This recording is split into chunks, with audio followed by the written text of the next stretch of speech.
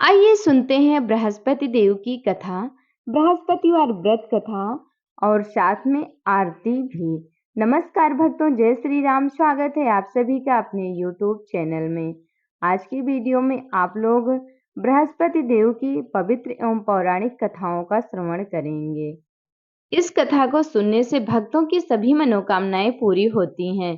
धन, यश, वैभव, सुख, समृद्धि और लक्ष्मी की प्राप्ति के लिए जरूर सुनना चाहिए गुरुवार व्रत कथा। इस व्रत कथा में इतनी शक्ति है कि निर्धन भी धनवान हो जाता है। आज वैशाख मास का पहला गुरुवार है और आज के दिन जो भी भक्त इस कथा को सुनता है और इस आरती को पढ़ता अथवा सुनता है, उसकी सभी मनोकामना बृहस्पति देव की कृपा से पूरी होती है। तो भक्तों, देर किस बात की, आइए आप लोगों को गुरुवार व्रत कथा सुनाते हैं। साथ में आप लोग बृहस्पति देव की आरती भी सुनेंगे। वीडियो को बिना स्किप किए हुए कथा को पूरी सुनना और बृहस्पति देव की आरती पूरी सुनना, तभी आप लोगों को संपूर्ण लाभ मिलेगा। तो आइए आप लोगों को पवित्र एवं पौराणिक बृहस्पतिवार व्रत कथा का श्रवण कराते हैं। आप लोग ध्यान पूर्वक इस कथा को सुनिए और गुरु बृहस्पति देव की कृपा प्राप्त करिए। सबसे पहले गुरु बृहस्पति देव के चरणों में नमस्कार करते हैं, उन्हें प्रणाम करते हैं। उसके बाद हम कथा की शुरुआत करते हैं। अथ श्री बृहस्पतिवार व्रत कथा। भारतवर्ष में एक प्रतापी और दानी राजा राज्य करता था। वह नित्य गरीबों और ब्राह्मणों की सहायता करता था। यह बात उसकी रानी को अच्छी नहीं लगती थी। वह न ही गरीबों को दान देती, न ही भगवान का पूजन करती थी और राजा को भी दान देने से मना किया करती थी। एक दिन राजा शिकार खेलने वन को गए हुए थे, तो रानी महल में अकेली थी। उसी समय बृहस्पति देव साधु वेश में आकर राजा के महल में भिक्षा लेने के लिए गए और भिक्षा मांगी। रानी ने भिक्षा देने से इनकार किया और कहा, हे साधु महाराज, मैं तो दान पुण्य से तंग आ गई हूँ। मेरे पति सारा धन लुटाते रहते हैं। मेरी इच्छा है कि हमारा धन नष्ट हो जाए, फिर ना रहेगा बांस, ना ही बजेगी बांसुरी।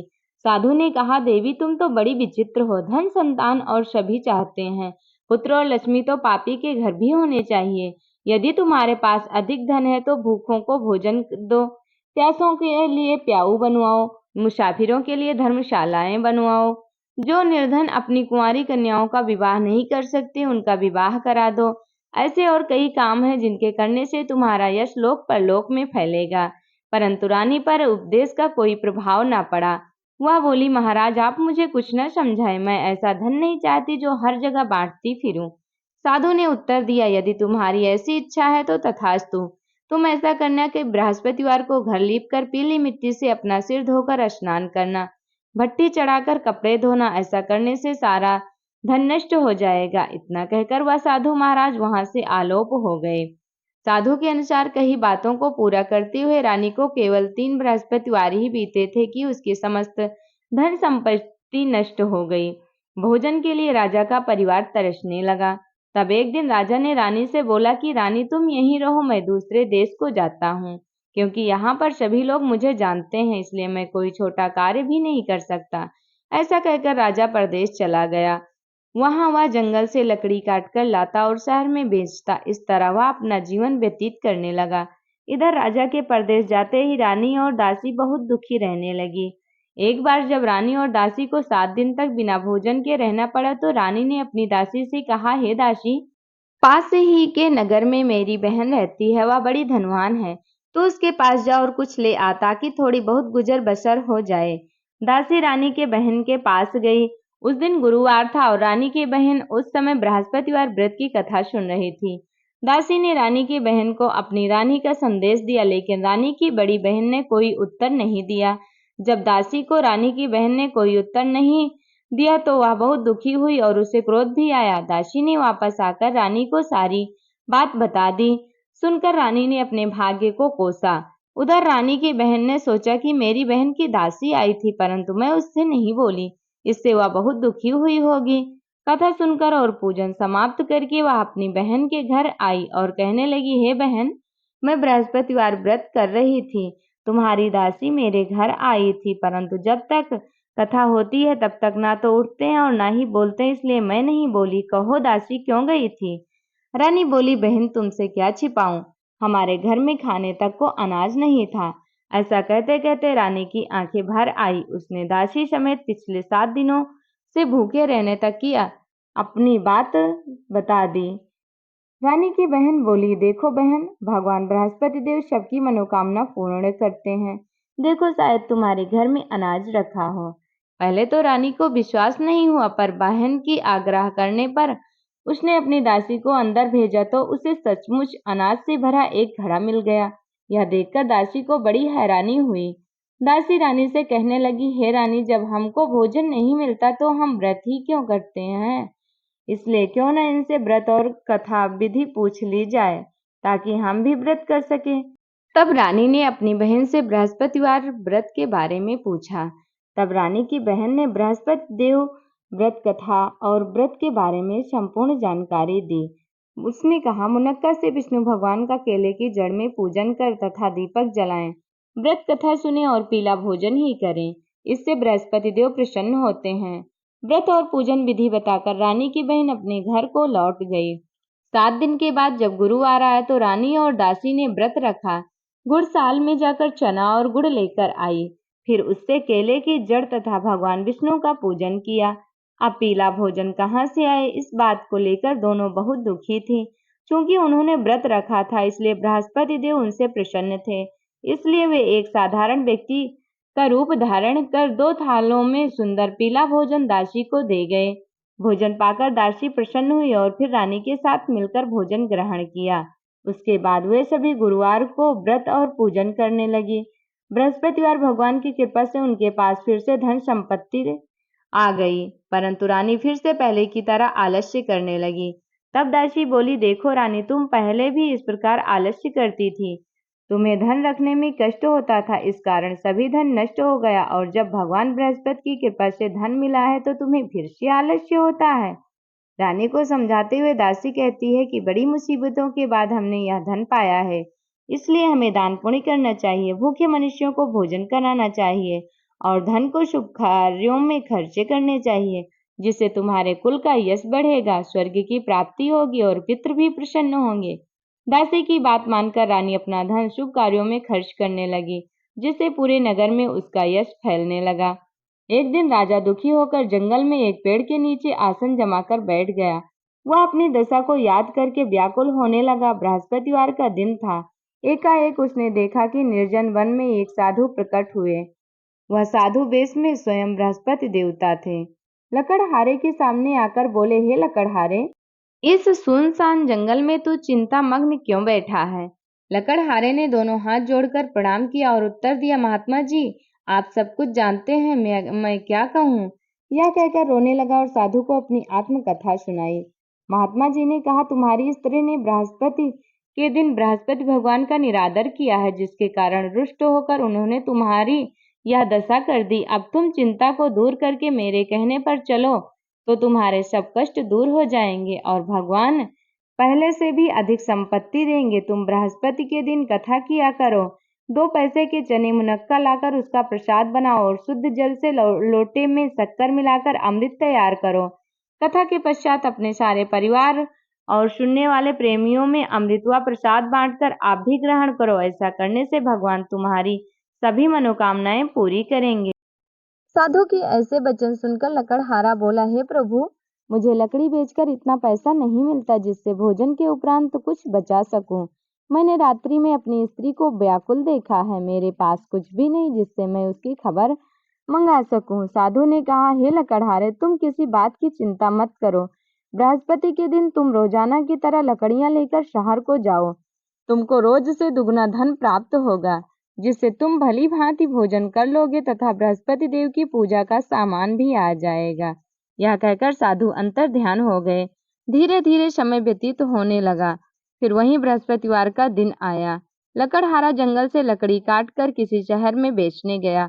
उसे उस दिन और भी अधिक पैसा मिला। राजा ने चना गुड़ आदि लाकर गुरुवार का व्रत किया। उस दिन से उसके सभी क्लेश दूर हुए। परंतु जब दोबारा गुरुवार आया तो बृहस्पतिवार का व्रत करना भूल गया। इस कारण बृहस्पति भगवान नाराज हो गए। उस दिन नगर के राजा ने विशाल यज्ञ का आयोजन किया था तथा शहर में यह घोषणा करा दी थी कि कोई भी मनुष्य अपने घर में भोजन ना बनावे, ना आग जलावे, समस्त जनता मेरे यहाँ भोजन करने आवे। इस आज्ञा को ना मानेगा उसे फांसी की सजा दी जाएगी। इस तरह की घोषणा संपूर्ण नगर में करवा दी गई। राजा की आज्ञानुसार शहर के सभी लोग भोजन करने गए, लेकिन लकड़हारा कुछ देर से पहुंचा, इसलिए राजा उसको अपने साथ घर लिवा ले गए और ले जाकर भोजन करा रहे थे तो रानी की दृष्टि उस खूंटी पर पड़ी जिस पर उसका हार लटका हुआ था। वहां वह पर दिखाई नहीं दिया। रानी ने निश्चय किया कि मेरा हार इस मनुष्य ने चुरा लिया है। उसी समय सिपाहियों को बुलाकर उसको कारागार में डलवा दिया। जब लकड़हारा कारागार में पड़ गया और बहुत दुखी होकर विचार करने लगा कि न जाने कौन से पूर्व जन्म के कर्म से मुझे यह दुख प्राप्त हुआ है, और उसी साधु को याद करने लगा जो कि जंगल में मिला था। उसी समय तत्काल बृहस्पति देव साधु के वेश में प्रकट हुए और उसकी दशा को देखकर कहने लगे, अरे मूर्ख, तूने बृहस्पति देव की कथा नहीं करी, इस कारण तुझे दुख प्राप्त हुआ है। अब चिंता मत कर, बृहस्पतिवार के दिन कारागार के दरवाजे पर 4 पैसे पड़े मिलेंगे, उनसे तू बृहस्पति देव की पूजा करना, तेरे सभी कष्ट दूर हो जाएंगे। बृहस्पतिवार के दिन उसे 4 पैसे मिले। लकड़हारे ने कथा कही। उसी रात्रि को बृहस्पति देव ने उस नगर के राजा को स्वप्न में कहा, हे राजा, तुमने जिस आदमी को कारागार में बंद कर दिया है वह निर्दोष है, वह राजा है, उसे छोड़ देना। रानी का हार उसी खूंटी पर लटका है। अगर तू ऐसा नहीं करेगा तो मैं तेरे राज्य को नष्ट कर दूंगा। इस तरह रात्रि के स्वप्न को देखकर राजा प्रातः काल उठा और खूंटी पर हार देखकर लकड़हारे को बुलाकर क्षमा मांगी तथा लकड़हारे को योग्य सुंदर वस्त्र आभूषण देकर विदा कर दिया। बृहस्पति देव की आज्ञानुसार लकड़हारा अपने नगर को चल दिया। राजा जब अपने नगर के निकट पहुंचा तो उसे बड़ा आश्चर्य हुआ। नगर में पहले से अधिक बाग, तालाब, कुएं तथा बहुत सी धर्मशाला, मंदिर आदि बन गई हैं। राजा ने पूछा, यह किसका बाग है और धर्मशाला है? तब नगर के सब लोग कहने लगे, यह सब रानी और बांदी के हैं। तो राजा को आश्चर्य हुआ और गुस्सा भी आया। जब रानी ने यह खबर सुनी कि राजा आ रहे हैं तो उन्होंने बांदी से कहा कि हे दासी, देख, राजा हमको कितनी बुरी हालत में छोड़ गए थे। हमारी ऐसी हालत देखकर वह लौट न जाए, इसलिए तू दरवाजे पर खड़ी हो जा। आज्ञानुसार दासी दरवाजे पर खड़ी हो गई। राजा आए तो उन्हें अपने साथ लिवा लाई। तब राजा ने क्रोध करके रानी से पूछा कि यह धन तुम्हें कैसे प्राप्त हुआ है? तब उन्होंने कहा, हमें यह सब धन बृहस्पति देव के इस व्रत के प्रभाव से प्राप्त हुआ है। राजा ने निश्चय किया कि 7 रोज बाद तो सभी बृहस्पति देव का पूजन करते हैं, परंतु मैं प्रतिदिन दिन में 3 बार कहानी तथा रोज व्रत किया करूंगा। अब हर समय राजा के दुपट्टे में चने की दाल बंधी रहती तथा दिन में 3 बार कहानी कहता। एक रोज राजा ने विचार किया कि चलो अपनी बहन के यहाँ आवे। इस तरह निश्चय कर राजा घोड़े पर सवार हो अपनी बहन के यहाँ को चलने लगा। मार्ग में उसने देखा कि कुछ आदमी एक मुर्दे को लिए जा रहे हैं। उन्हें रोककर राजा कहने लगा, अरे भाइयों, मेरी बृहस्पति देव की कथा सुन लो। वे बोले, लो, हमारा तो आदमी मर गया है, इसको अपनी कथा की पड़ी है। परंतु कुछ आदमी बोले, अच्छा कहो, हम तुम्हारी कथा भी सुनेंगे। राजा ने दाल निकाली और जब कथा आधी हुई थी कि मुर्दा हिलने लगा, और जब कथा समाप्त हो गई तो राम राम करके मनुष्य उठकर खड़ा हो गया। आगे मार्ग में उसे एक किसान खेत में हल चलाता मिला। राजा ने उसे देख और उससे बोले, अरे भैया, तुम मेरी बृहस्पतिवार की कथा सुन लो। किसान बोला, जब तक मैं तेरी कथा सुनूंगा तब तक 4 हरैया जोत लूंगा। जा अपनी कथा किसी और को सुनाना। इस तरह राजा को आगे चलने लगा। राजा के हटते ही बैल पछाड़ खाकर गिर गए तथा किसान के पेट में बड़ी जोर की दर्द होने लगी। उस समय उसकी माँ रोटी लेकर आई। उसने जब यह देखा तो अपने पुत्र से सब हाल पूछा और बेटे ने सभी हाल कह दिया। तो बुढ़िया दौड़ी दौड़ी उस घुड़सवार के पास गई और उससे बोली कि मैं तेरी कथा सुनूंगी, तू अपनी कथा मेरे खेत पर चलकर ही कहना। राजा ने बुढ़िया के खेत पर जाकर कथा कही, जिसको सुनते ही वह बैल उठ खड़ा हुआ तथा किसान के पेट का दर्द भी बंद हो गया। राजा अपनी बहन के घर पहुंचा। बहन ने भाई की खूब मेहमानी की। दूसरे रोज प्रातः काल राजा जगा तो वह देखने लगा कि सब लोग भोजन कर रहे हैं। राजा ने अपनी बहन से कहा, ऐसा कोई मनुष्य है जिसने भोजन नहीं किया हो? मेरी बृहस्पतिवार की कथा सुन ले। बहन बोली, हे भैया, यह देश ऐसा है कि पहले यहाँ लोग भोजन करते हैं, बाद में अन्य काम करते हैं। अगर कोई पड़ोस में हो तो देखाऊं। वह ऐसा कहकर देखने चली गई, परंतु उसे कोई ऐसा व्यक्ति नहीं मिला जिसने भोजन ना किया हो।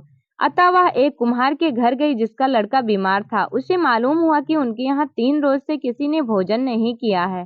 रानी ने अपने भाई की कथा सुनने के लिए कुम्हार से कहा।